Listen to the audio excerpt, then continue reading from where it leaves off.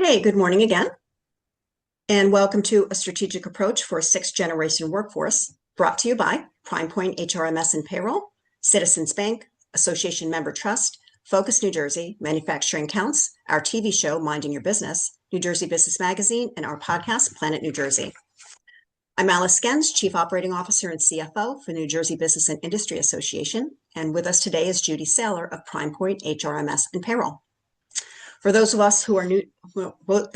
you who are new to NJBIA, we're the largest statewide business association in the country, representing New Jersey businesses at the State House, advocating for balanced and sensible laws and regulations, and offering customer development opportunities like visibility through event sponsorship, magazine advertising, or visibility through our podcast and TV show, Minding Your Business, on NJTV 12. We also provide our members access to a self-funded healthcare program, a 401k solution with full administrative oversight and fiduciary controls, and an HR support platform that includes updates on legislation, sample policies, and job descriptions, as well as a salary benchmark tool.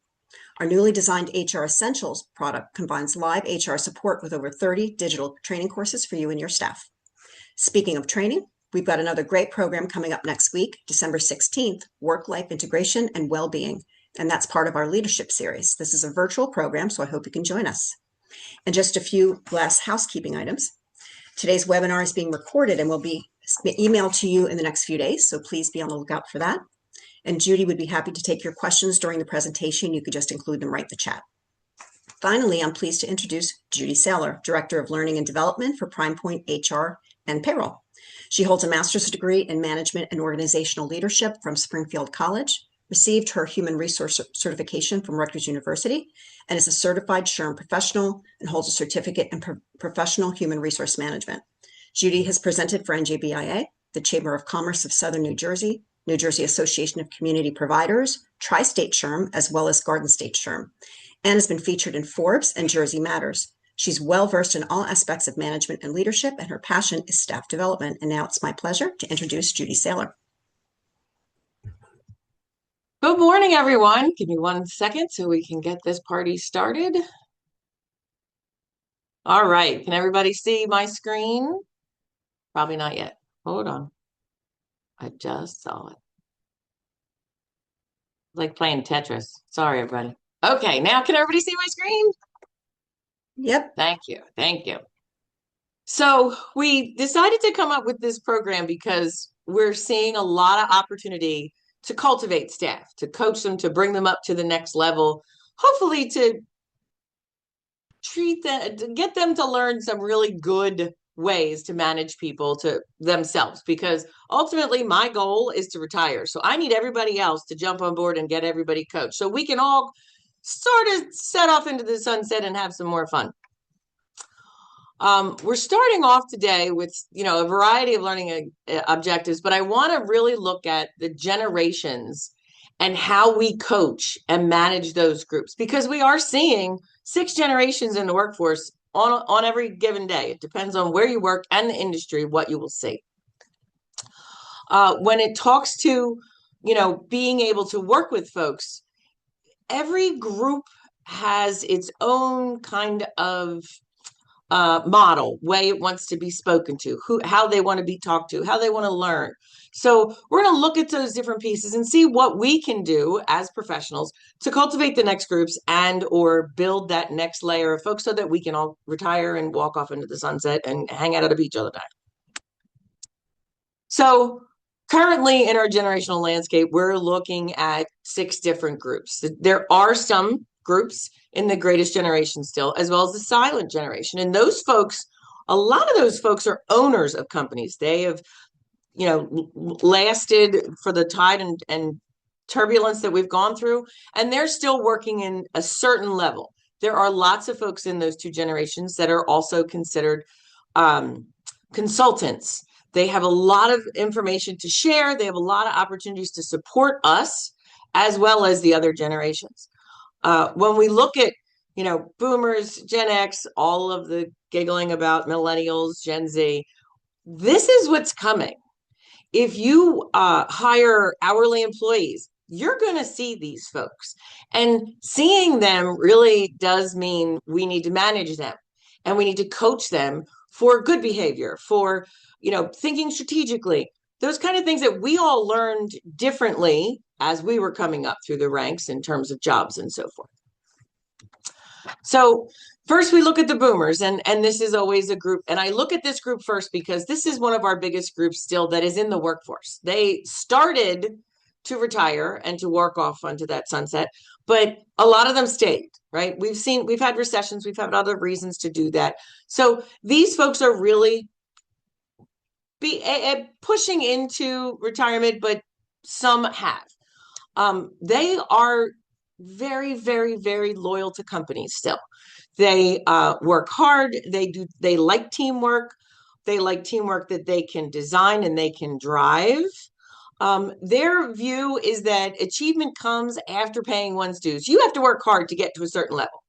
And in their mind, which, my mom is one of these folks and I hear it regularly. She paid her dues. She has her stripes.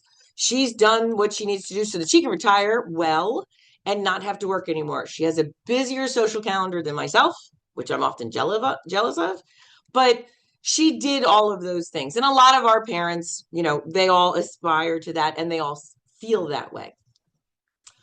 Our next group is Gen X, and that's me. I am a very typical Gen Xer.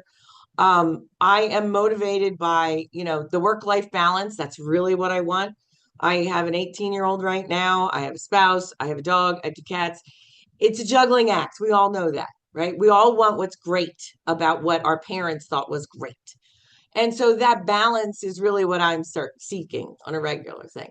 I have personal and professional, wants that I want. I love to teach. I love to present. And it is just, I'm lucky enough to do that here at Prime Point.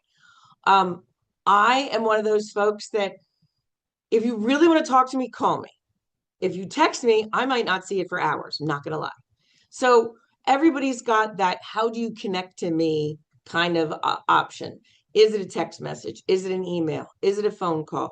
Do I walk up to your office and walk in the door to talk to you? Those are the kind of things that each of the younger generations are still learning. They don't necessarily have those skills yet because nobody said to them, hey, by the way, I'd really appreciate you sending me an email. Hey, by the way, would you just come to my office if you need something, right? And these are some nuances to coaching, right? And we're going to get into some of that. I know that all of you are brilliant and you know how to coach people already, but we're going to use this as a refresher and we're going to support some others who haven't had those opportunities. Millennials, they are very achievement oriented. Parents of millennials are traditionally in the Gen Xer group. Mine is not. I am an old new mom, so my child's different. So I didn't see some of this until much later in our relationship with my child, of course. They saw and understood 9/11. Other generations don't even know what that is. It's something in a textbook for them. So, that want to learn and understand is tough because we all came away during 9/11 with a different understanding of our country and how supportive we are and how we wanted to take care of those that, the firemen, the policemen, that kind of feeling we built. They were the first to really get into the internet. I had a computer when I was in high school, but I did not fully adopt it. I was coding the computer in high school. I was not doing what we do now with computers. These guys, they jumped right in. 2020 for them, they could be online with everybody and their brother across the globe and making friends and, talking to people and being engaged differently than folks like myself. Their worldview is that, they want a challenge. They want fun work-life balance. They want that, I'm done at 5 o'clock for a lot of folks. And we should all aspire to that, but many of us have jobs that's not really the reality of what we do. When we look at, how millennials are faring right now, we are seeing 25 to 34-year-olds living back at home with their parents. And honest to God, there's nothing wrong with that. In many cultures, people have multiple family groups within one household.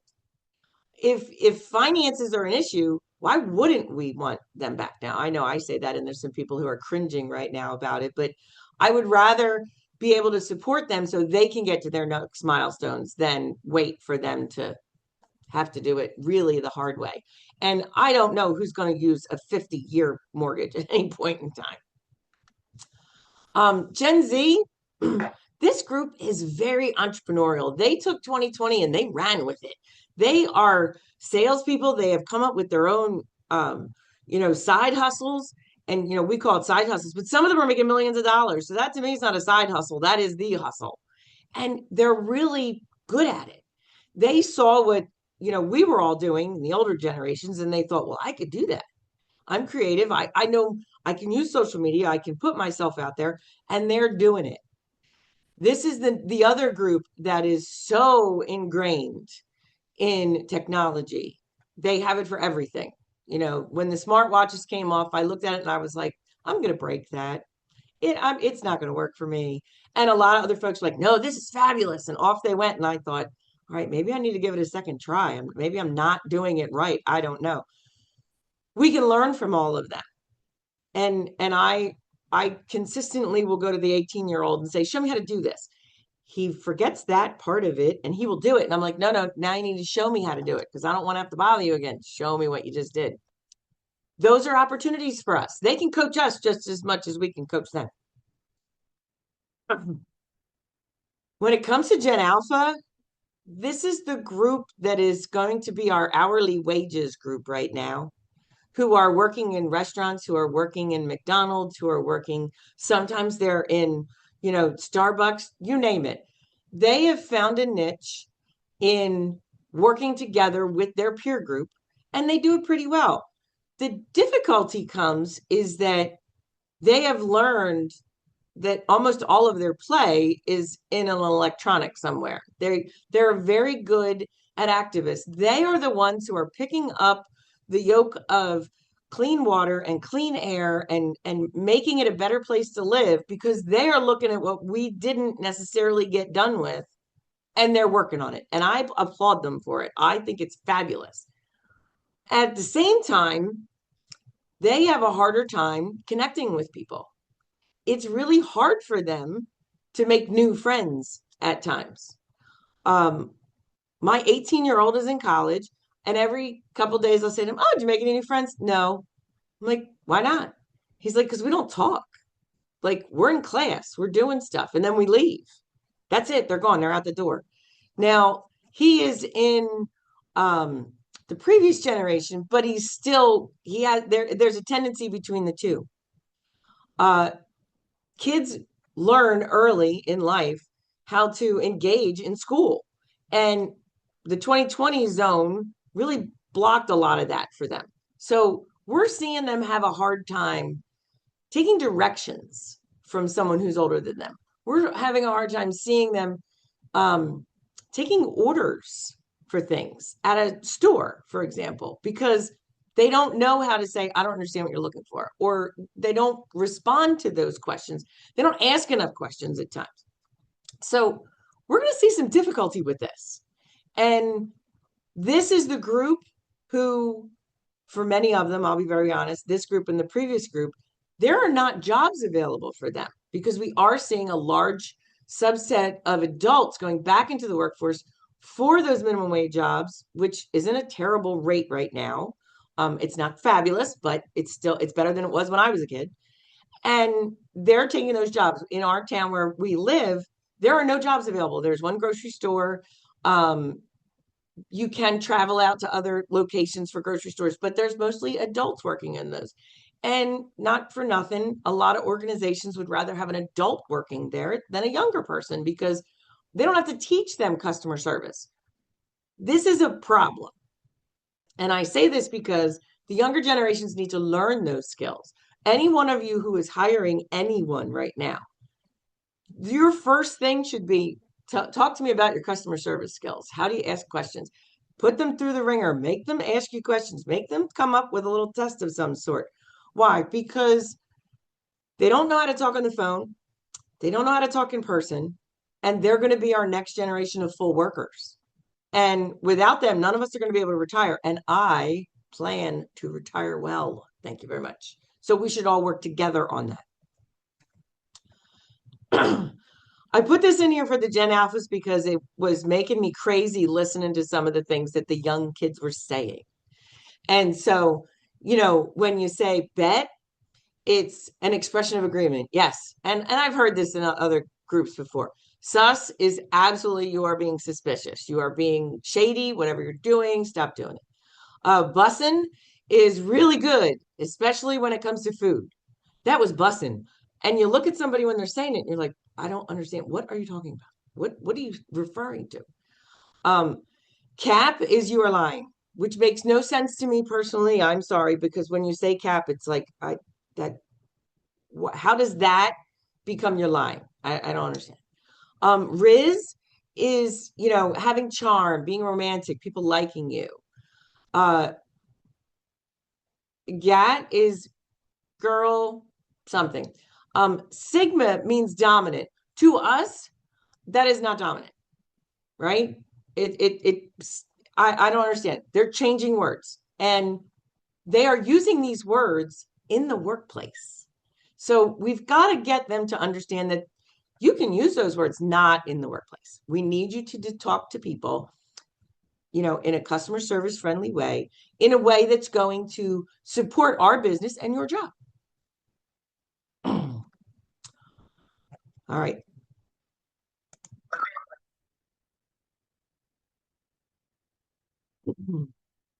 Each of us has a day that starts like this.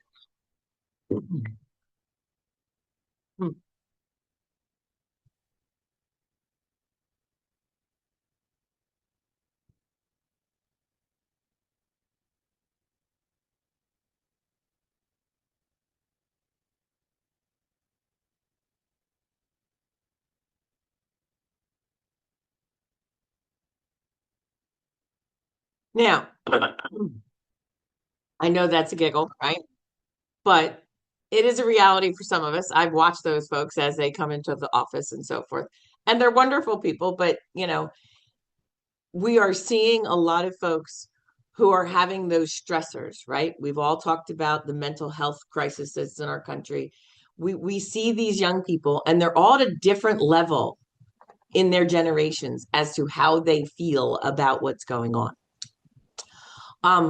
Why does all this matter for our leaders, for us? Teams now span all of these generations. Their communication's different. Their motivations are totally different. Their career expectations are different. My expectation is, and I'm old in my head. I have a date in my head that I want to retire by.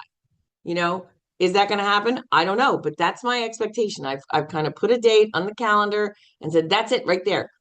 And I'm thinking about it. So I'm doing the best work I can do right now to save money, to have a good, employee company that I work with. I'm never leaving Prime Point, by the way. I say this all the time. You all know this. I will be retiring from here. Whereas younger generations bounce job to job. They're looking at it in a different mindset. They're looking at it to get to an income by moving up the chain faster. In my generation, or in my head at least, I worked 5 years at an organization, and if it wasn't fabulous, in 5 years, I started looking for the next thing. They're not doing that. They're looking at it every 24 months, like, where should I go next? And there's nothing wrong with that. It is harder for companies. That's the difficult part, is that without having the stability in a company, we don't see companies grow as fast. Leaders who just want to be varied in preferences, increase retention, engagement, and performance, that's our goal. It's harder to do that when our communication styles are completely different. We don't understand or connect with what we want to talk to other people about because we don't understand their terminologies potentially. In the chat, how many different generations do you have right now in the company you work with?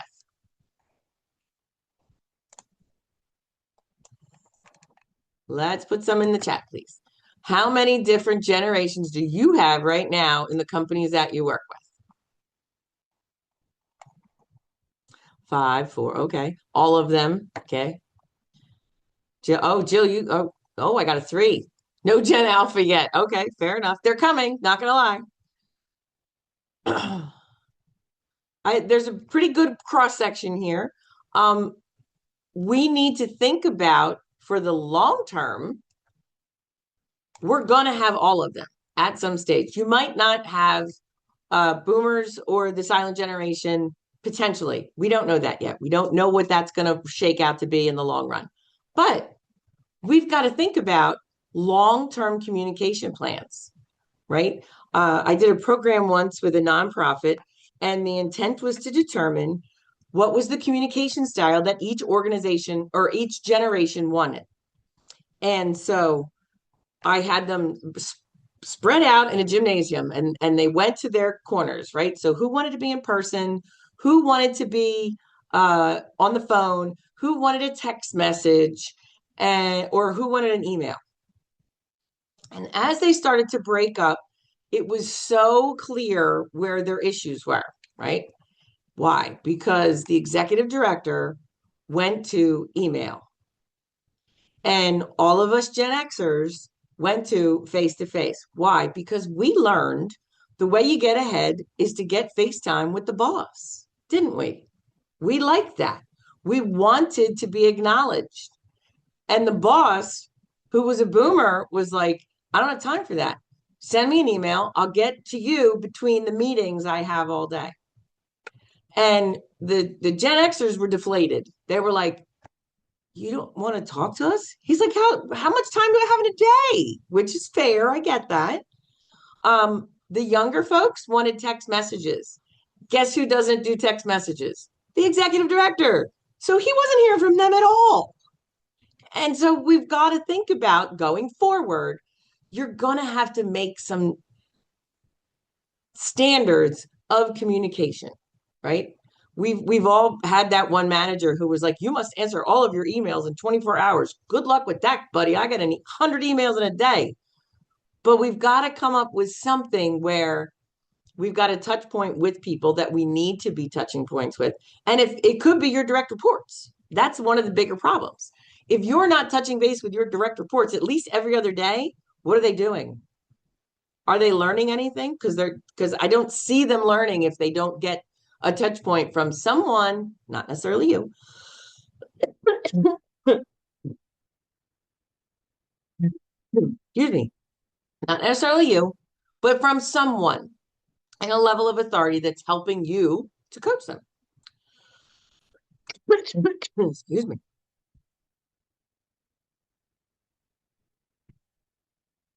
So, when it comes to leadership, we've got to have some standards where we know we're getting coaching and training at a certain level for every single one of our employees. So right now, how many of you have a specific training model that you use when a new employee is onboarded into your organization? You can do the icons, or you can put it in the chat for me, please. How many of you have a specific training program when every employee comes in and they're getting onboarded where they're learning the ropes of the organization?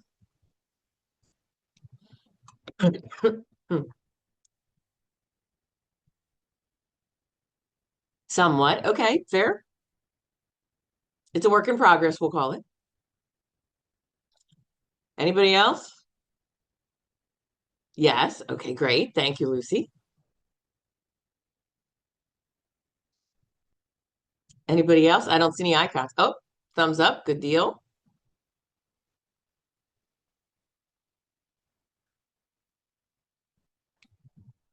Very specific onboarding programming for all new hires. And so does that mean per department, I'll say? Is it like broken down into the subsets of the organization? Yes. Okay. That's perfect. And I'm interested, Monica, because there are organizations who have like a global training for everything that's in their organization. then there are others where they're pocketed. They're just going to handle certain things within an organization. We know that when it comes to training staff, this is a priority. Okay. If we haven't learned anything from the current SHRM issues, it's a priority. We have to train staff. We have to train staff to understand the expectation in an organization. And that can be everything from, you know, when you send an email out, it's not appropriate to have 55 people copied on it, right? We're going to work on our communication factors. We're not sending it to the whole company if it doesn't need to go to the whole company. We're going to work on, what are the ways that people need to hear it? Is it deathly important, right? When a fire alarm goes off, we know to get out of the building. Perfect scenario. You would be surprised at how many places I've gone into and people, when a buzzer goes off, they stand and they look and they go, "What's that? Is that the door? No, it's a fire alarm. Get out of the building." And I'm sure several of you are laughing right now, but there are times that we think we've covered it all and we haven't. We need to be aware of those things. When we talk about our building on this person that we want to cultivate, we have to have a personalized development plan to a certain degree. Their resume is only telling you so much. It's not showing you everything. When I taught in the colleges, I would have my young people create their first resume, right? And the very first thing I would start with is, tell me about the very first time you ever made money, not necessarily that it was a job, right? Well, they would come in and say, well, I was a dog walker. Okay, what did you learn from that? Well, you have to clean up. Okay, so dog walker, blah, blah, blah. And then I would make them write out what were the skills they learned, right? They learned punctuality. They learned to clean up after themselves. They learned to care for something that was not theirs, that was something that someone else cared for very deeply. Those are qualities that I don't want to have to teach an adult. They needed to have learned that long before they got in front of me. On the college level, I would teach them things like, promote your verbs in a sentence. I got this. That's not how you speak in the workplace. And I know some of you are giggling right now again. Yes, I understand. But think about, when we were young, our parents told us how to talk to adults. We learned that. I learned you were there to be seen and not heard at dinner. You were being polite. You let someone else finish their sentence before you spoke up. We don't see that anymore. Why? Probably because kids and families are 100 different directions by the time, and they're not necessarily having dinner together. That is no one's fault necessarily. It's a product of our life. We want the kids engaged in things. We want them in track and sports and crafts and arts and all those things. So we've kind of like chased everybody out of the house to go do things, and we're not getting those things that you and I got as young people. They need microlearning. They need someone to literally, you can find videos online that will teach them short things like Excel. I can't fathom. Working here at Prime Point, my very first position here at Prime Point, I was an HR implementer. Hi, everybody who I worked with in the past. Love you all still. I took an Excel class and I learned stuff that I wish I knew when I was in school myself. I was amazed. It was like, it does stuff for you. Like you just have to give it the right prompts and it'll do it all for you. And it's like, are you kidding me? I could have had this in high school and college when I would needed it. You don't know what you don't know, right? Excel, Word. I mean, yes, we all have ChatGPT. Lots of folks use ChatGPT. It's not always right. So, you can use tools, but pay attention and always be the first person to edit something that you've written, and then find an editor. All the great writers had an editor. I never am the one to edit my own work like that because I will I know I have inverted words and letters and everything else because I'm typing as fast as I can, or I'm working on something specific. And if that went out looking the way it did, I would probably not be allowed to be here anymore. And I'm staying here. So I need other people to do those jobs for me. Uh, we need, with our staffing, frequent balanced feedback. Things can be bad. It's okay. We're just not going to use the terms bad. And that's one of the things that in our lives as younger people, we were told that, you don't, it's constructive criticism and not criticism. It's constructive. We want to help in this process. So, oh, I did it again. When we introduce how to get to where we want to be, we're looking at a 5-step approach. And it's not perfect, I'm not gonna lie. But it is gonna give you some structure to support and work with people. It's hard to coach people. I mean, not for nothing. We watch, sports and baseball and football and all this, and those coaches, they're doing 100,000 things at once. And they're coaching and cajoling and being giving criticism and working to pump them up. And that's what we got to do. We don't have the type of experience with it because no one's running at you in the lobby to tackle you to give you a report, right? We can talk about these things and sit and be relaxed. So what we're going to start with is an assessment of some sort. Okay, we're going to move into clarify the expectations, and we're going to go through each of these steps right now and look at. And I need you to be engaged because you are all brilliant. I am not the only one that's coached people. I've had to coach people, and because a billion years in my life before, I was a swim team coach, and you'll learn a lot from swimming and from swim team parents to learn how to be politically correct when you have to talk to someone. It wasn't always fun. I'm not gonna lie. So assessments. I can't imagine at this point in your careers you haven't heard about a 360. A 360 feedback is a great tool that we can use to evaluate a person and what do they understand? What do they know? Where are their skill gaps? One, a 360 is where we're evaluating, if you all remember, the people that are above you, the people that are beside you, the people below you, and they all get a chance to talk about you and what they're engaged with in you is. Now, another really great tool, aside from a 360, is there's a product called Color Code. And Color Code is a product that I use on all of my college kids because it teaches them to recognize how they speak to others. And it divides you up into 4 different colors. You are a piece of every color. Red is strong and leaderful. Blue is caring. Yellow is the life of the party. And whites are very laid back. They're kind of calmer. They're not, out there in the middle of everything. I gave birth to a white. I'm not really sure how that happened, but I did. And it's a learning experience for me because I'm the loudest thing in most rooms a lot of times because I love to have fun. It's great. It's, those kind of things.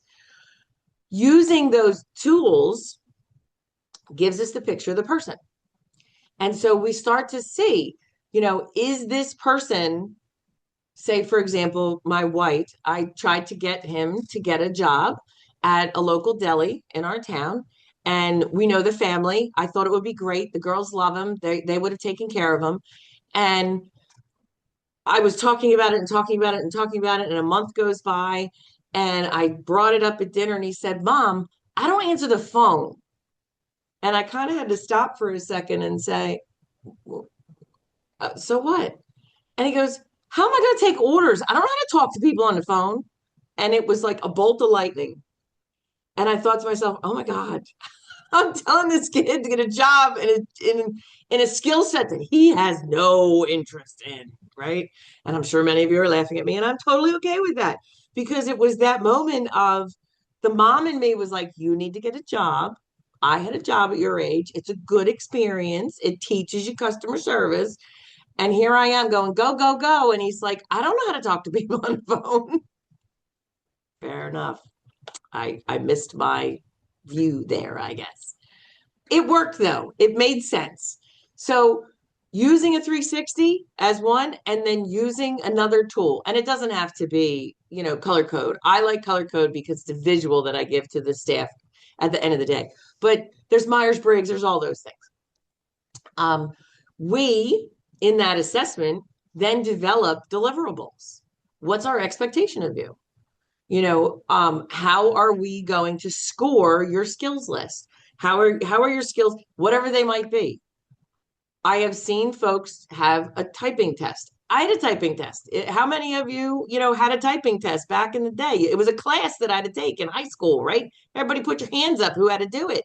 I thought it was the dumbest thing ever. Guess what? It was the best thing I ever did because it was great. Now I can type 60 words a minute. And some people are like, why? I just, that's how I learned. You had to get an A, I had to do 60 words a minute. So that's what I did. We all did it. A lot of us did it, I guess I should say. Not all of us. I love you all. But if that's a skill that the person needs to have, then get them training, right? Take the assessment. They go, oh, I hunt and peck still. Okay, well then we want to get you training. So let's make that work. What are other skills that in your organizations you want to train people with or coach them on? Give us some examples so we can have a little chat here on what are some of the skills that we really like or need. We've already got communication we talked about. What else? What other things are you doing? If you have sales folks, is it, quite honestly, having, math? I don't like math. Not gonna lie. I love a balanced checkbook, but I don't like math. Listening skills. Oh my gosh, Paul. Yes, listening skills. Soft skills. Somebody give me some examples of soft skills because there are folks who have not necessarily delved into that realm in the past. Come on. I know you know these things.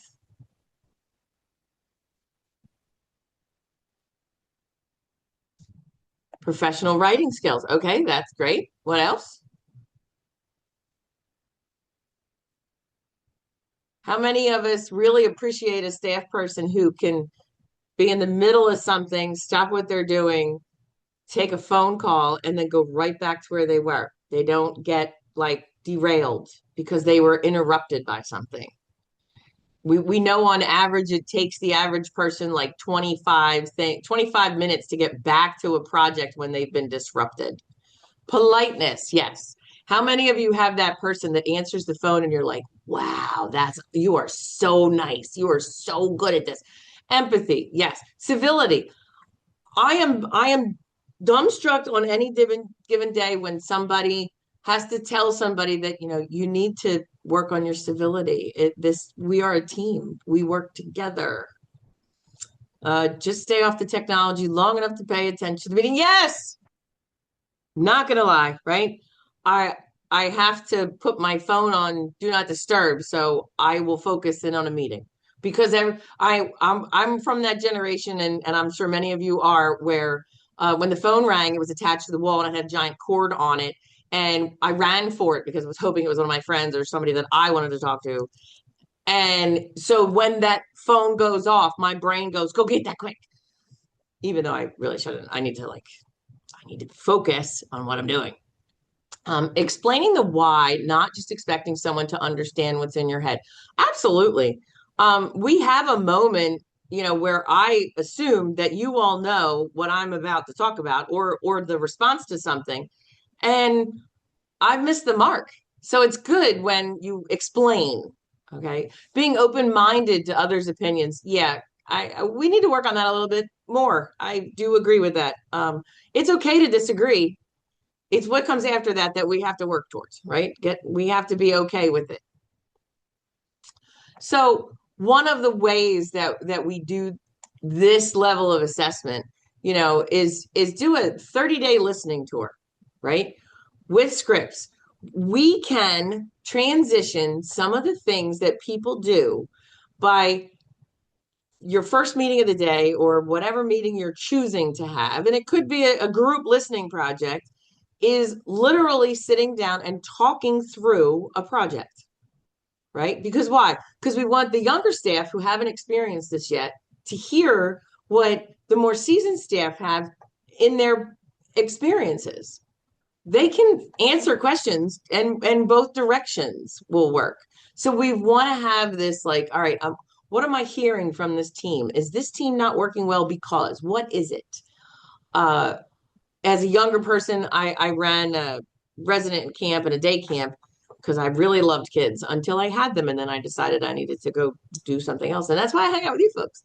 Um, I would love the ends of the day when I would have that 8-year-old come up to me and say, Mrs. Saylor. And I'd say, yes, what do you? They say, guess what? I loved guess what? Because they came and told on everybody. They had all the information, names, dates, who was there, who was doing what. They would tell me everything. So I started to get to like the end of the day. It was like the best thing ever. As the kids, a lot of the kids are leaving, wait for parents. They would come and tell me all the stuff. And then I'd have a staff meeting. And then we'd talk about, what did we talk about in front of the children today? And I'd just wait. And they'd be like, oh, who heard that? Yeah. Johnny heard that and he came and told me. Let's not talk about these things about kids. And, it's an experience. We don't think about it, right? As parents, sometimes we forget the children in the room and we F-bomb. We know this happens. We're not perfect. So that listening tour, like walk around your building, walk around your teams. Don't say anything to them. Just let them do their thing. Just kind of walk through, go to the bathroom, go get a drink, something, and just hear what's going on. How can I support them? Because you're going to hear things. You're going to go, oh, yeah, we need to talk about that, right? How do we transfer phone calls? Uh, if the phone call kicks back to us, what do we do next? We don't want it. As business people, we know we don't want those phone calls bouncing around the building. We want to go to the right person at the right place. And if you don't know what the right place is, I've got to give you a list of who you need to give those to. Perfect? Right. There are times during our experience that we're going to have to define clear supervisory explanations. Okay. What does that mean? Communications, um, decision authorities. Who has the right to make certain decisions in your building?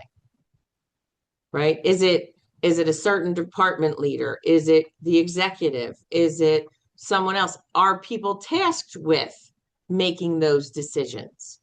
Okay. If we have an expectation of a performance standard, what is that and why? And guess what? People want to know the why. It doesn't matter their age. Younger people, yes, they want to understand why, because for them, that will help define some things for them. But the rest of us want to know. Okay. When everybody went, offsite and 2020 hit, everybody did what they were doing, right? The bulk of us were working. We had stuff to do and it was good. It kind of took away the stress and anxiety of it for us. Well, now we're coming back to the office. I shouldn't say now. We've been all back in the office for the most part. A lot of folks are still not. And there are folks who are digging their heels in and they're saying, I'm not coming back in. Okay. And if you don't come back in, you might not work for that company anymore. That's the standard. Our standard here at Prime Point, you are supposed to be in X number of days, depending on your department and what your responsibilities are. Is it always perfect? No. I broke my knee in 2024. I had to work from home for 6 months because I was recuperating and then in PT and those kind of things. Yeah, we make exceptions. We always do. We work with our people. But there are expectations. If you're supposed to be in a certain meeting, you need to be in that meeting. If your expectation is that you're supposed to wear a certain shirt, a logo, a something, that's what you're expected to do. And I know there's lots of different layers to, what is the standard, right? Back in the day, the standard here at Prime Point was everybody parked in the back parking lot. Well, we don't have as many people physically coming into the building anymore. So now we're allowed to park in the front parking lot. We change as things evolve and change, and it's okay. There are things that are no fly zones, right? Here at Prime Point, we do payroll, we handle benefit tracking, those kind of things. None of that information ever goes to anyone else. It is in our system, it's protected, it's got all those bells and whistles. We've got our own very, very strong IT department that protects all of these things. You don't ever send something inappropriately to someone else. Dates, times, nothing. You could lose your position over doing those things. So, we have standards that are no fly zones. You don't have a choice. This is what we're doing.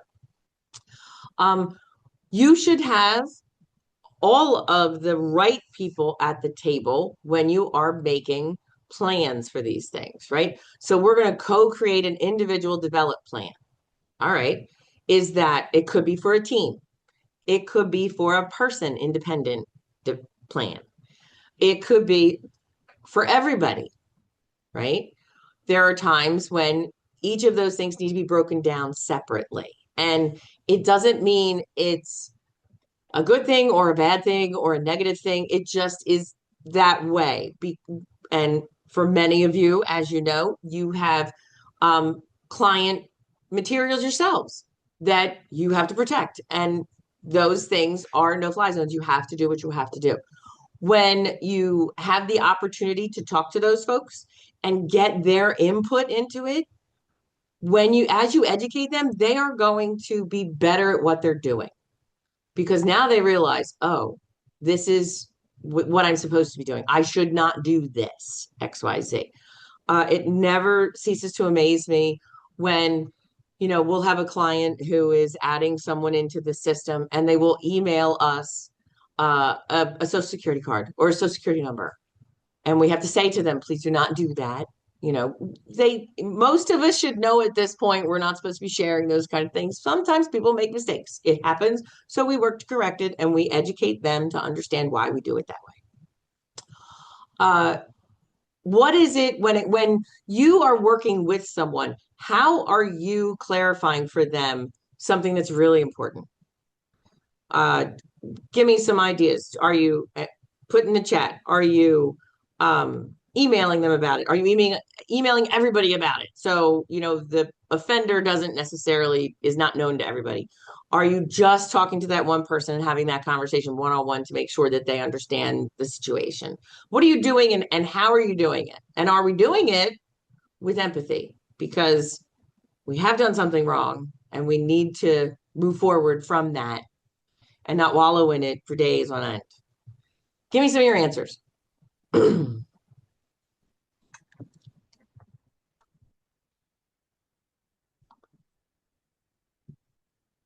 All right, we got a lot of people on this program. What are we doing?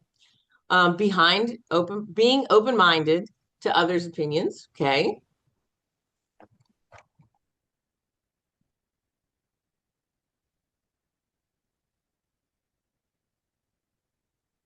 All right. Oh, being empathetic. Okay. What else? One-on-one. All right, that's good. I've seen both, right? And I've done both in my seeing all sides. Okay. Because sometimes it does require a one-on-one. Like we really need to talk about whatever it might have been. Communicate both verbally and follow up with a written expectation. Excellent. I usually talk to or email the person directly unless it impacts a group. Okay. Ask questions to get reflective listening responses. That's excellent. Yeah, because we want to know. They did something and it was wrong. We don't know why. We don't know why they did it unless they know why they did it, and they're gonna have to. Okay. So coaching, here's the crux of the situation. We have to get folks to understand our expectation. And, there are times where we're not looking to come off as a drill sergeant, right? We're not drill sergeants. That's not the job I signed up for. So that's not what I'm doing. So we need to come up with ways that we can have these touch points with folks to help them improve what they're doing, to minimize issues, mistakes and so forth. And so there are ways to do this easily, right? So first, we're going to establish a coaching system. We're going to have short weekly check-ins, 2 minutes, 3 minutes, 5 minutes tops. Don't necessarily do it in your office. It's, go to the water cooler, get a few people, go to the coffee bar. We have a coffee bar here. It's where a lot of conversations happen for us because it's not a heavy space to sit, right? We're standing there and we're just having a conversation. It's like, oh, I didn't think about that. Thanks so much. I appreciate you explaining it to me, blah, blah, blah. Or someone who says, hey, can we take a walk for a minute? We have a giant building. People walk around here all the time. We want to have 5 minutes. We don't want it to come off adversarial. And we have to think about this. It's easy when we're having a conversation and we're asking open-ended questions to get the information out. Okay. As a coach is going to look at the situation and say, okay, can you explain to me why you chose to do it that way? I'm curious. As opposed to, why did you do that? We've got to think about, if it were me and I were in trouble, how would I want someone to really ask me? If I did something really stupid, I get that, but I'm already beating myself up over it. We all know how that goes. So what are we going to do? We go from short check-ins to like a monthly skill session. And that could be with more than one people, more than one group. It could be a whole team. And it could be 5 to 10 minutes tops.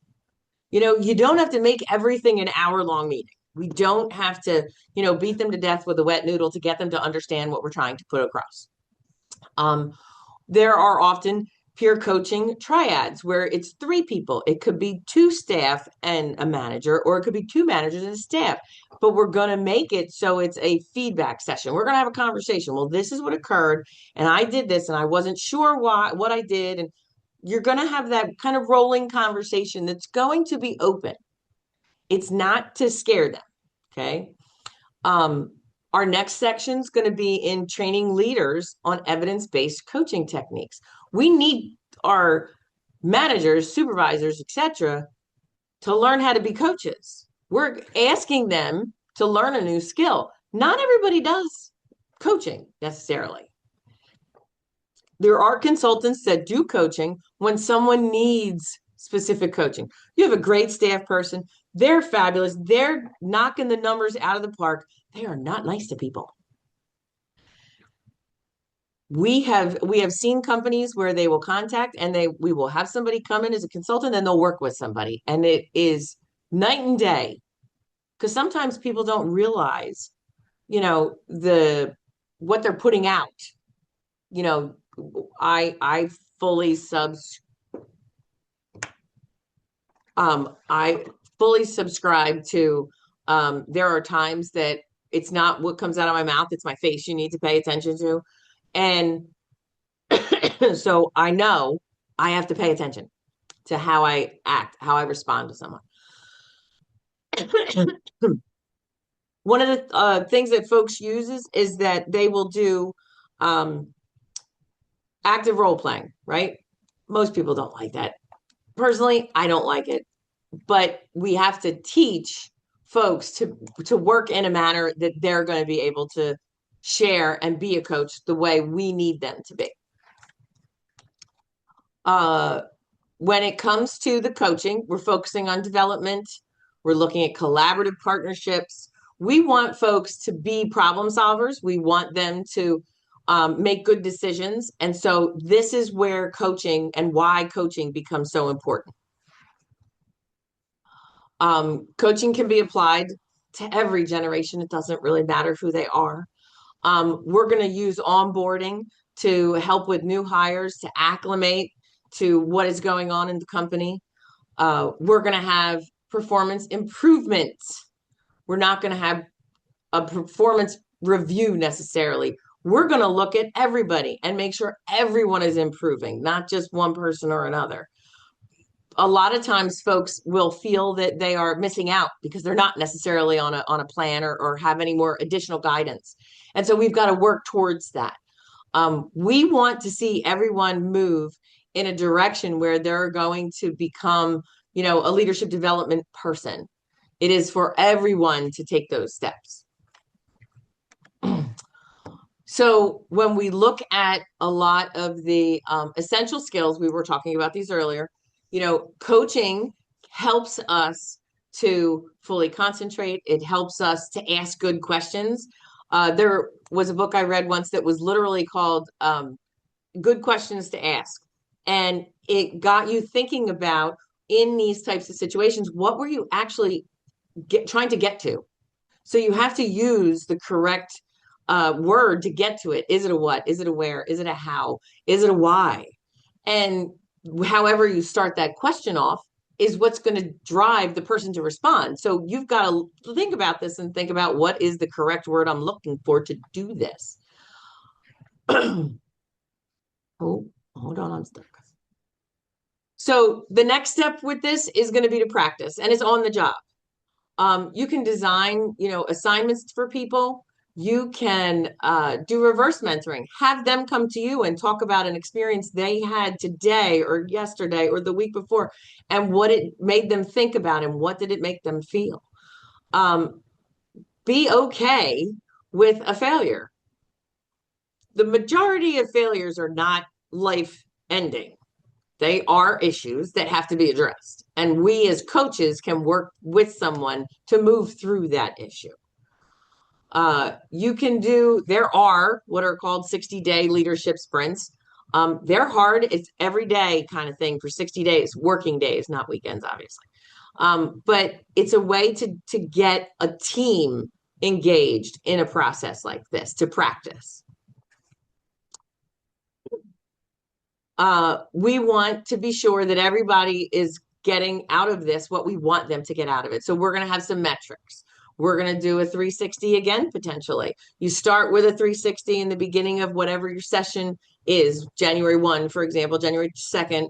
And then in 60 days, you do it again and see where we're at, because people will work on it and they will change. Okay.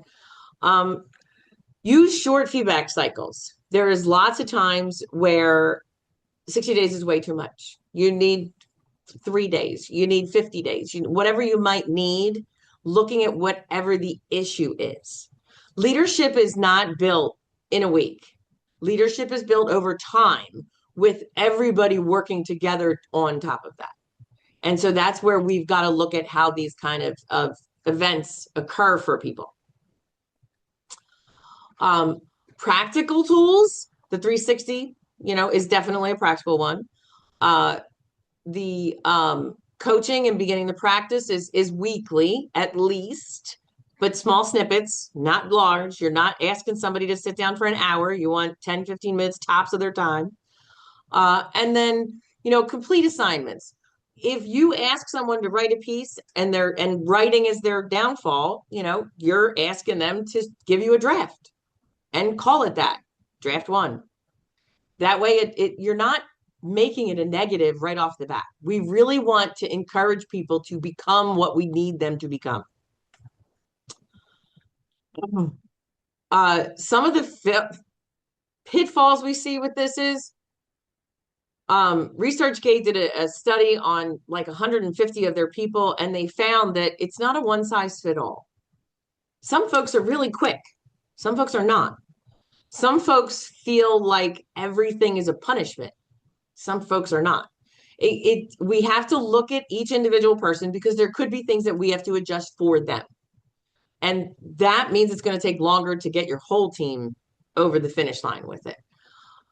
When you are, ignoring informer leaders from older generations, we want to get them all engaged. We want our seasoned folks to be part of this mentoring process. They can come in and talk about how their experience was when they first started out in work and what has changed and why has it changed. Things are supposed to get better. And if it's not getting better, then we have to reevaluate and look at, well, what are we doing that we're not making it better? We need to address those items. Sorry, I'm having a thing today with this throat. So for some quick reference guides, there is Leading with the Sixth Generation Workforce from the Harvard Review. I love this piece. SHRM. I know we have a lot going on with SHRM right now. We can touch on that if you'd like to. Uh, ResearchGate is another great summary. They've got lots of different tools that you can use very quickly. They're not a hard learn for us to be able to utilize. The American Machinist, who I cracked up when I was reading the materials, they are great with supervisory development work. And they give you examples to teach people to become better supervisors. And then, of course, Bentley University, I always look at the college stuff because they're training the next workforce. And we're going to have to deal with that. So when it comes to this, think about looking at that when you're looking for new staff. So, any questions? Thanks, Monica. Great. Well, thank you so much, Judy. A great presentation, incredibly interesting topic that we all really need to take a look at, as professionals. So appreciate you providing that program for us. Don't forget, all of you will be receiving the recording of today's presentation via email, so probably in the next few days. So until next time, for Judy Saylor, Prime Point HRMS and Payroll, this is Alice Gens thanking you for joining us and wishing you happy holidays. Thanks, everybody. Bye, everyone.